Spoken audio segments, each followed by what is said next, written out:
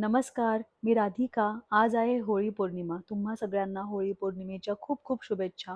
आज इथे सकाळपासून वातावरण खूप छान होतं, पण दुपारी अचानक गारांचा पाऊस पडला. सलग 4 मिनिट हा पाऊस झाला.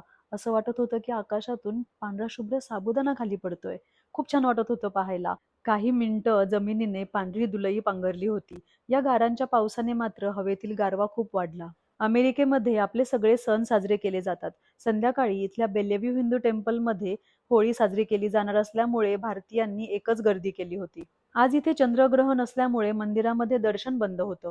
मग आम्ही गुरुजींचे आशीर्वाद घेतले, प्रसाद घेतला आणि बाहेर होळीचं दर्शन घेण्यासाठी गेलो. होळीच्या भोवती सुरुवातीला खूप गर्दी होती. हळूहळू गर्दी कमी झाल्यावर आम्ही होळीचं छान दर्शन घेतलं.